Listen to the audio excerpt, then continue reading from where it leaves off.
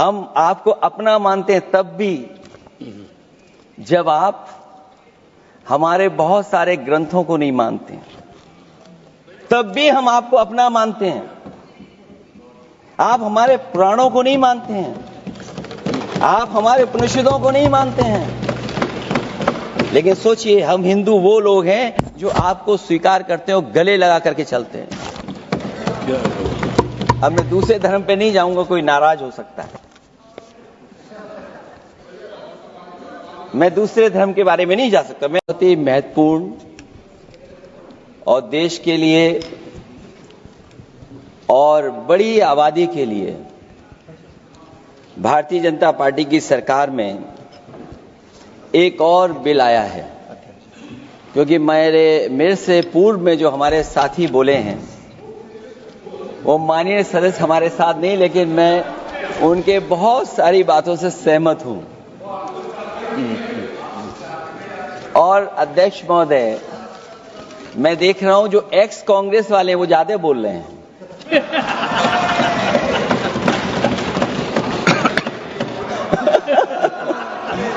आदरणीय अध्यक्ष महोदय,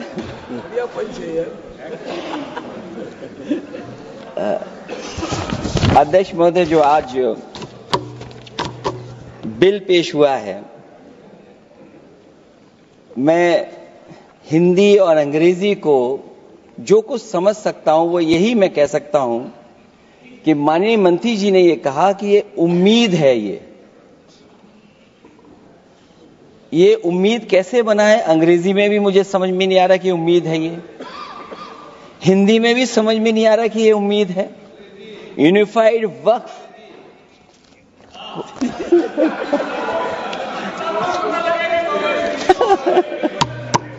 अध्यक्ष महोदय, यूनिफाइड वक्फ मैनेजमेंट, मैं अकेला काफी हूं। अध्यक्ष महोदय, ये अध्यक्ष महोदय, मैं समझ सकता हूं कि मैं वो बात छेड़ना नहीं चाहता था, लेकिन क्या करूं, मजबूरी है अब। अध्यक्ष महोदय, अभी माननीय सदस्य लोग ये कह रहे हैं कि हमारे सदस्य नहीं है यहां पर जो हमारे साथी हैं, लेकिन अध्यक्ष महोदय मैं ये कहना चाहता हूं, अध्यक्ष महोदय मैं ये कहना चाहता हूं, ये जो बिल लाया जा रहा है, भारतीय जनता पार्टी में एक मुकाबला चल रहा है।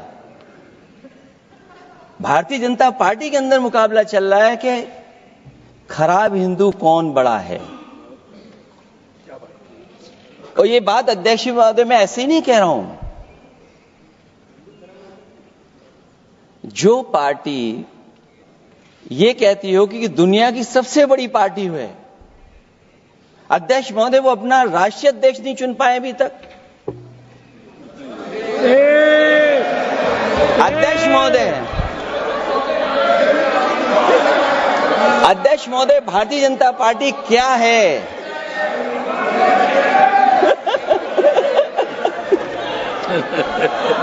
जी, मैं अखिलेश जी ने बहुत हंसते हंसते कहा है, इसको हंसते हंसते जवाब देना। इस सामने जितनी पार्टियां हैं उनका राष्ट्रीय अध्यक्ष उन 5 लोगों को ही चुनना है परिवार के। हमें माननीय अध्यक्ष जी करोड़ों सदस्यों में से 12-13 करोड़ सदस्य प्रक्रिया कर कर चुनना है तो देर लगती है। आपके यहां जरा भी देर नहीं लगेगी। मैं कह देता हूं अभी 25 साल तक आप अध्यक्ष हो जाओ, नहीं बदल सकता। अध्यक्ष महोदय, क्योंकि जो बात निकल के आई है वो मैं फिर आगे बढ़ा दूं। अध्यक्ष महोदय, जो बात सोशल मीडिया या और जगह गुपचुप हो रही है, कहीं ऐसा तो नहीं था कि अभी कुछ दिन पहले यात्रा जो हुई है वो कहीं 75 वर्ष की एक्सटेंशन वाली यात्रा तो नहीं थी। अध्यक्ष महोदय, ये जो इस बार जो वक्फ बिल आया है, नाकामी का पर्दा इस बार है वक्फ बिल। और नाकामी को एक आध नहीं है, मैं कई नाकामियां बता सकता हूं। अभी मैं माननीय सदस्यों को सुन रहा था, वो पुराने कई बिल उनके बारे में चर्चा कर रहे थे कि कितने प्रोग्रेसिव बिल लेकर के आए हैं। मुझे याद है मैं उत्तर प्रदेश में उस समय था और मुझे लगा कि शायद इनकी बात वो बात ठीक होगी, एक ये बहुत तैयारी के साथ फैसला लेकर के आए थे और फैसला ये लिया था आधी रात के आज के बाद नोट नहीं चलेंगे, नोट बंद हो जाएंगे। अध्यक्ष महोदय, उस नोटबंदी नाकामी के बारे में भी तो चर्चा हो जाए कि अभी भी न जाने कितनी जगह पर कितना रुपया निकला जा रहा है, कितना निकल करके आ रहा है। केवल नाकामी नोटबंदी की नहीं, नाकामी बेरोजगारी की भी है, नाकामी महंगाई की भी है, नाकामी किसान की आय दोगुनी नहीं कर पाए वो भी इनकी नाकामी है। मुझे याद है एक माननीय मंत्री जी पूरे देश की नदियों के बारे में बीओडी बता रहे थे, लेकिन माननीय मंत्री जी ये भूल गए कि उनके शहर में, उनके क्षेत्र की जो नदी है उसकी बीओडी क्या है। गंगा क्या साफ हो गई, यमुना क्या साफ हो गई, स्मार्ट सिटी क्या बन गई, क्या गोद लिए हुए गांव इन्होंने गोद से उतार दिए, उनकी क्या दुर्दशा है। इसलिए मैं कहना चाहता हूं, ये नाकामी का पर्दा इस बार वक्फ बिल बना है और सबसे बड़ी बात तो यह है कि जिसके लिए फैसला होना है उसकी बात को अहमियत न देना भी नाइंसाफी है। अध्यक्ष महोदय, नाकामी केवल यहां तक नहीं है और भारतीय जनता पार्टी क्या है, मैं केवल एक पुरानी घटना याद करता हूं। एक बार फैजाबाद अयोध्या में एक कार्यक्रम था, उसमें बड़ी तैयारी की गई थी और तैयारी के साथ कलाकार बंबई से बुलाए गए थे। हो सकता है वो सहमति दिल्ली से ना रही हो, केवल लखनऊ की सहमति से हो रहा हो कार्यक्रम। और जब कार्यक्रम की पूरी तैयारी हो गई, भगवान श्री राम बनकर के कोई आ गया, लक्ष्मण बनकर के कोई आ गया, मां सीता भी बनकर के कोई आ गया, हनुमान जी और भगवान हनुमान भी बनकर के कोई आ गया। लेकिन जब लखनऊ से वो हेलीकॉप्टर उड़ा और अयोध्या पहुंचा तो सब लोग थे, लेकिन उसमें हनुमान नहीं थे। अध्यक्ष महोदय, मैं भारतीय जनता पार्टी के लोगों से कहूंगा कि जानकारी करिए कि आखिरकार भगवान श्री राम थे, लक्ष्मण थे, सीता थी, लेकिन हनुमान क्यों नहीं थे? हनुमान इसलिए नहीं थे, शायद उनकी जात या धर्म कुछ और था। अध्यक्ष महोदय, ये देश मिली जुली संस्कृति से चला है, कुछ हमने सीखा, कुछ उन्होंने सिखाया। और जो लोग ये कहते हैं कि हम सबको बराबरी का हक देते हैं, अभी कुछ दिन पहले ईद निकली है। अध्यक्ष महोदय, वो परंपरा रही है, न केवल मैं जाता हूं बल्कि कोई दल का नेता ऐसा नहीं न जाता हो उस कार्यक्रम में शामिल होने। भारतीय जनता पार्टी के जो मुख्यमंत्री, उप मुख्यमंत्री, वो भी जाते हैं, उप मुख्यमंत्री, सभी धर्मों के नेता आते हैं। लेकिन पता नहीं इस बार क्या साजिश थी, षड्यंत्र था कि वहां पर कुछ पाबंदी लगी हुई थी। अगर किसी कारण पाबंदी लगी हुई थी तो बात समझ में आती है, लेकिन जब जानकारी हुई है, किसी को नहीं पता था कि पाबंदी क्यों लगी है कि आप नहीं जा सकते वहां पर कार्यक्रम में शामिल होने। क्या यही भारत है, यही संविधान हमें रास्ता दिखाता है? अध्यक्ष महोदय, मंत्री जी बताएं हमें, वो खुद भी माइनॉरिटी हैं, भगवान बुद्ध के रास्ते पे चलते हैं। भगवान बुद्ध का रास्ता दूसरा है। हम आपको अपना मानते हैं तब भी जब आप हमारे बहुत सारे ग्रंथों को नहीं मानते, तब भी हम आपको अपना मानते हैं। आप हमारे पुराणों को नहीं मानते हैं, आप हमारे उपनिषदों को नहीं मानते हैं, लेकिन सोचिए, हम हिंदू वो लोग हैं जो आपको स्वीकार करते हैं और गले लगा करके चलते हैं। अब मैं दूसरे धर्म पे नहीं जाऊंगा, कोई नाराज हो सकता है।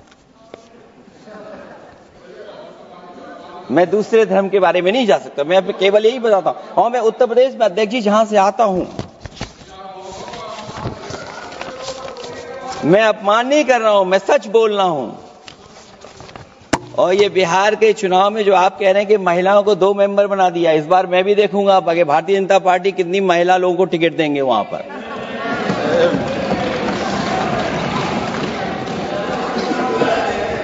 अध्यक्ष महोदय, भाजपा जब भी कोई नया बिल लाती है तो वो अपनी नाकामी छुपाती है।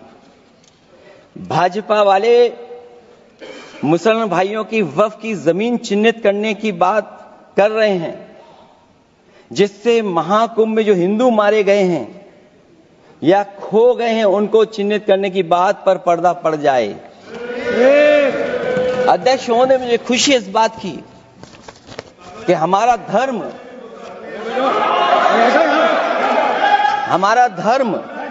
अध्यक्ष महोदय नहीं कुछ कहना चाहते हैं नहीं प्लीज, उनको अलाउ नहीं किया। अध्यक्ष महोदय,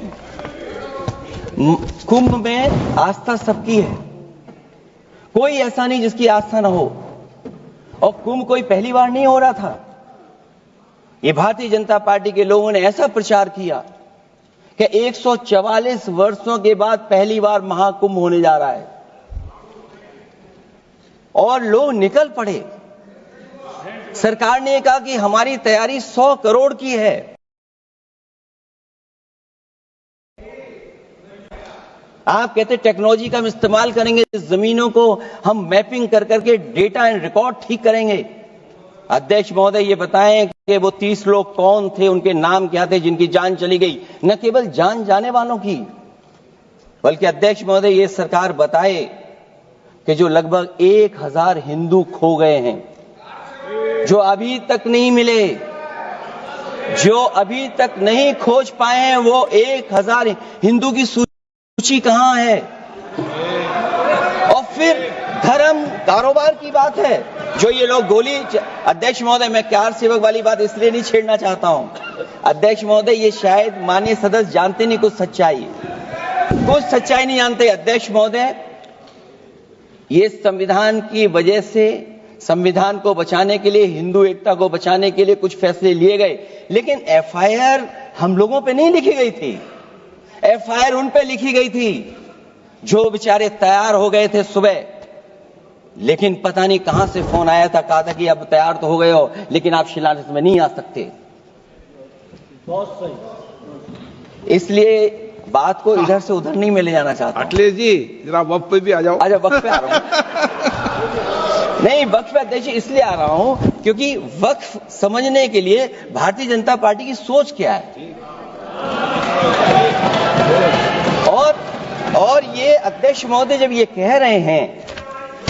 कह रहे हैं कि इससे कारोबार होगा, अध्यक्ष महोदय, धर्म की चीजों से कारोबार नहीं हो सकता। हमारे उत्तर प्रदेश के मुख्यमंत्री जी ने भी कहा कि कारोबार होगा। वो 30 की गिनती में उलझे हुए हैं, जैसे 30 मार खाए वो। उनसे पूछा कि जान कितनी गई, वो 30। उनसे पूछा कि कारोबार कितने का होगा, 30 गुणा 10,000 करोड़। सोचिए, कुंभ हमारा क्या कारोबार की जगह है?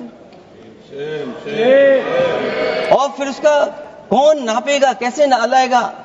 और फिर हमारे माननीय मंत्री जी कह रहे हैं कि जमीन, चाहे वो रेलवे की हो, चाहे वो डिफेंस की हो, वो भारत की जमीन है। मैं भी स्वीकार करता हूं कि रेलवे की जमीन भी भारत की है, डिफेंस की भी जमीन भारत की है। क्या डिफेंस की जमीन नहीं बेची जा रही मंत्री जी? अध्यक्ष महोदय, क्या रेलवे की जमीनें नहीं बेची जा रही हैं? अध्यक्ष महोदय, केवल यहां तक नहीं, कितना हस्तक्षेप होता है। वक्फ भी भारत के, इसीलिए तो कहीं ना कहीं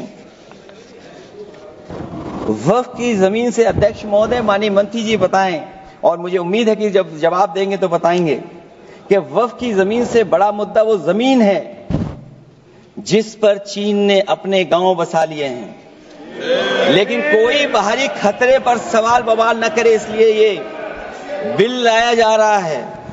और माननीय मंत्री जहां से आते हैं, जिस प्रदेश से आते हैं, कम से कम ये तो बताएंगे कि वहां कितने चीन ने गांव बसा लिए, घर बन गए हैं।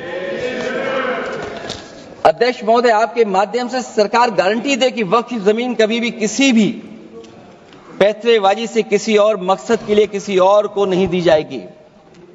वक्फ की वर्तमान व्यवस्था में चाहे 5 साल के धर्म पालन की पाबंदी की बात हो, या कलेक्टर से सर्वेक्षण के हस्तक्षेप की बात हो, या वक्फ परिषद या बोर्ड में बाहरियों को शामिल करने की बात हो, इन सब का उद्देश्य मुस्लिम भाइयों के सार्वजनिक अधिकार को छीनकर उनके महत्व और नियंत्रण को कम करना है। ट्रिब्यूनल के निर्णय को अंतिम न मानकर उच्च न्यायालय में लेकर जाने की अनुमति देना दरअसल जमीनी विवाद को लंबी न्यायिक प्रक्रिया में फंसाकर वक्फ भूमि पर कब्जों को बनाए रखने का रास्ता खोलेगा। सबसे बड़ी बात यह कि वक्फ बिल के पीछे की न तो नीति सही है न नियत, ये देश के करोड़ों लोगों से उनके घर दुकान छीनने की भी साजिश है। भाजपा एक अलोकतांत्रिक पार्टी है, वो असहमति को अपनी शक्ति मानती है।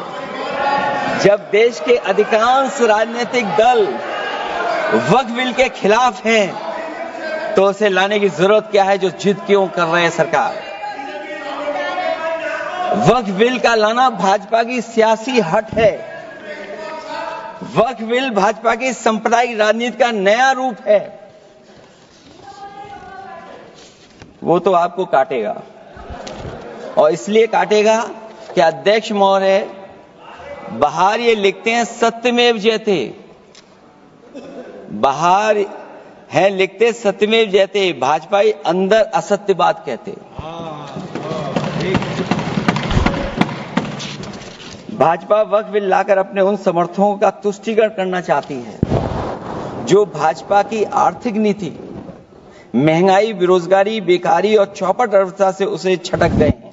क्योंकि अध्यक्ष महोदय, जब से वोट में गिरावट आई है और खासकर उत्तर प्रदेश में भी, तब से भारतीय जनता पार्टी की कोशिश है कि अपना वोट कैसे संभाला जाए। ये वोट को संभालने के लिए बिल लाया गया है। भाजपा का लक्ष्य वक्फ की जमीनों पर है।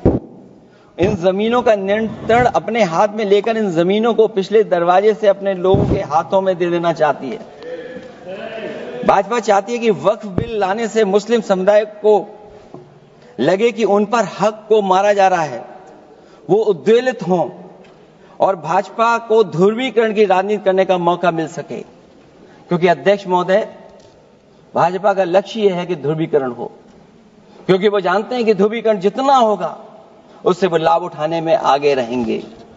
तो ये वक्फ बिल जो लाया जा रहा है वो अपनी वोट बैंक को संभालने के लिए और समाज को बांट करके ध्रुवीकरण करके राजनीतिक लाभ लेने के लिए लाया जा रहा है। और अगर इसके लिए नहीं लाया होता तो पहले से जो जितने फैसले लिए सरकार ने, क्या उससे देश और प्रदेश में कोई बड़ा बदलाव आ गया है? अगर स्मार्ट सिटी का बात करें तो कितनी स्मार्ट सिटी बन गई है आपकी। आपके नोटबंदी की वजह से न जाने कितना रुपया कहां निकल रहा है, और डर तो ये लगता है कहीं भाजपा वाले दूसरों के पैसा रख करके न पकड़वा दें। वक्फ बिल के आने से पूरी दुनिया में एक गलत संदेश भी जाएगा।